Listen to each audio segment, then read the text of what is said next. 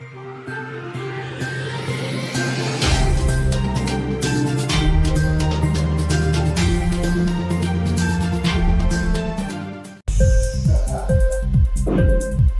TV prime time news కి స్వాగతం.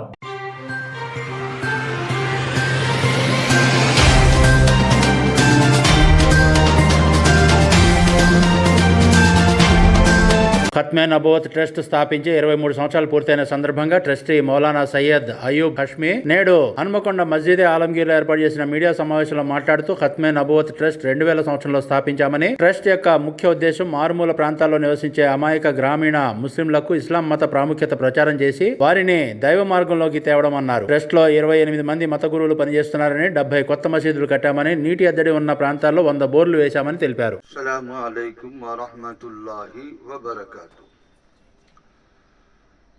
قال النبي صلى الله عليه وسلم انا خاتم النبيين لا نبي بعدي او كما قال عليه الصلاه والسلام.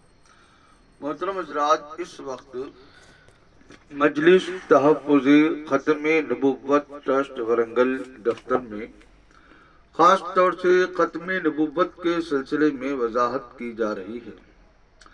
ختم نبوت کا مطلب اور مفہوم یہ ہے کہ اللہ تعالیٰ نے جو نبوت اور رسالت کا سلسلہ حضرت آدم علیہ السلام سے شروع کیا تھا، وہ سلسلہ اللہ تعالیٰ نے پیارے نبی آخری نبی حضرت محمد صلی اللہ علیہ وسلم کے اوپر ختم کر دیا، بند کر دیا.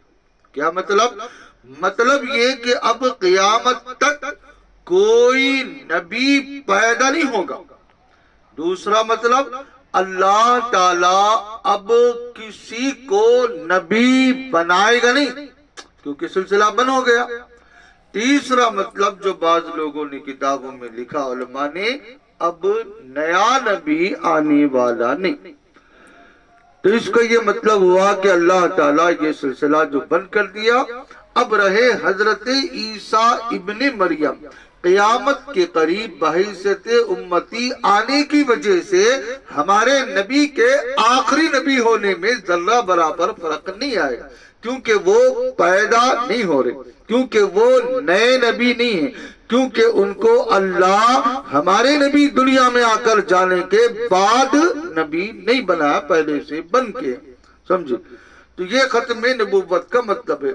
اب جو بھی کسی بھی قسم کے نبی ہونے کا دعویٰ کرے، یعنی ذلی نبی، برودی نبی، تابع نبی، امت نبی، غیر تشریع نبی، غیر مستقل نبی، بہرحال کسی بھی نبی ہونے کا دعویٰ کرے وہ قطعی کافر اور اسلام سے خارج ہے. کہ پورے علماء کا متفقہ فیصلہ ہے، چاہے مرزا غلام احمد قادیانی ہو، چاہے شکیل بن حنیف ہو، چاہے دنیا میں جو لوگ بھی نبی کا دعویٰ کرے، بس یہ لوگ کافر ہیں، مسلمان نہیں. لہذا ختم نبوت دفتر کے ذریعے سے دیہات میں ہر فتنے سے بچایا جا رہا ہے.